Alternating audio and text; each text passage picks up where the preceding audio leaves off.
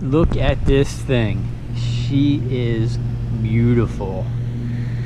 I've been wanting one of these since they came out in 08, and I just never had the opportunity to get one, and I recently had the opportunity, and I just picked this up this week, and the guy had done the Supermoto conversion on it, which is cool. Never had a Supermoto before, so it's going to be fun, you know, riding around like this for a while. But I also have the stock rims, which I currently have a set of D606s ordered, waiting for them to get here.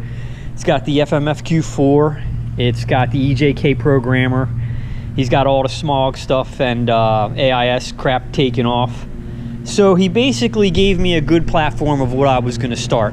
The only thing that was wrong with it was there's a little tear in the seat here, and the back fender is kind of scuffed up a little bit. Whoever had it probably had using this as a luggage rack instead of buying a luggage rack. But this is exactly the route that I would have gone if I had gotten one. So it kind of saved me some work here. And there's still a lot I want to do to it, a lot. I mean, from handlebars, grips, skid plates, oh man, just I got a list of like 2 pages of stuff I want to do to this. So he did the fender delete, and he did the TST Industries light, which I have on my Ninja, and I know it's good stuff. And it's got the same kind of setup kind of that my Ninja has, so that's super clean. I love the way that looks in the back. And in the front, he's telling me these are TST2s. They're pretty bright and they're small, so that's awesome. Perfect, like exactly some of the stuff like I would have picked out. So I mean, I've only had this bike for like 4 days, haven't really gotten a chance to ride it much other than ripping up and down the street, because you know, with the situation with the DMV right now, you know, it's tough getting registration. So I'm going to try and get the registration tomorrow. But oh my god, am I going to be able to make some killer videos with this thing. I got so much planned for this bike.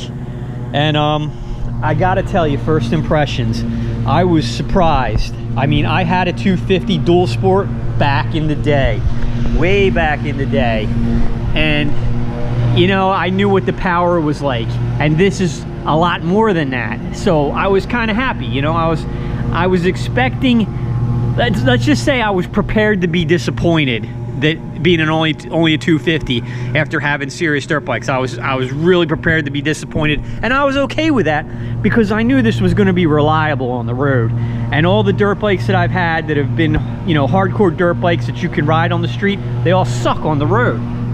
This I knew was not going to suck on the road. I knew I could stick this thing in 6th gear and cruise along at 75, no problem. Didn't have to do valve checks every 4,000 miles or every freaking 1,500 miles. So I'm happy. I knew what I was in for. I was prepared, you know, to have less power. But I gotta say, it's got more power than I thought it was going to have for a 250.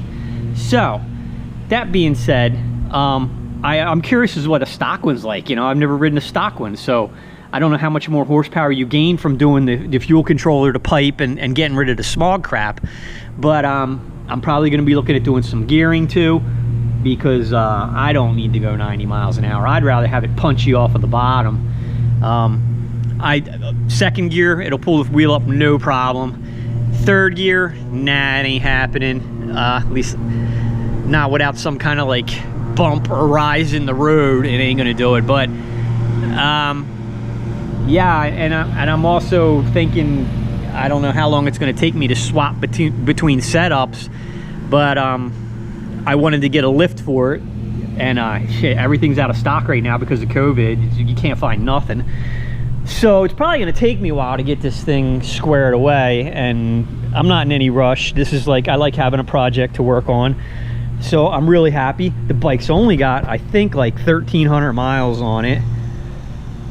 Yeah, 1353. So she's just barely broken in. It doesn't even have synthetic oil on it. The guy I bought it from was a pretty good guy, had a pretty good head on his shoulders, and I talked to him for a really long time before I gave him the cash for this. So I knew like how his approach was to the bike, how he ran it, what he did.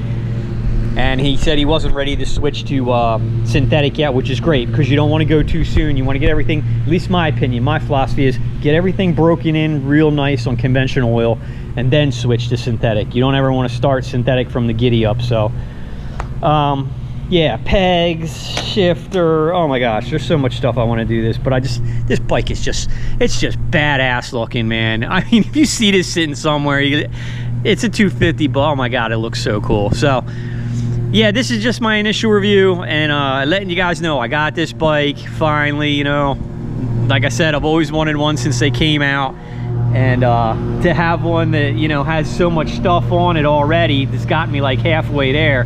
I'm really excited. I'm all over the SR Moto site. You know, I almost want to build their bike. You know, I want to get a bigger tank. I know that for sure, because I know the dual sports, man, they always put the tiny tanks on them. You get 100 miles out of them and then you're sucking air, you know. So but yeah, man, it's just, I'm happy. I am happy. So stay tuned. We're gonna have some killer vids, hopefully, especially now my buddy's got a CR450L, so we're gonna be able to do some adventures on this. So happy camper today.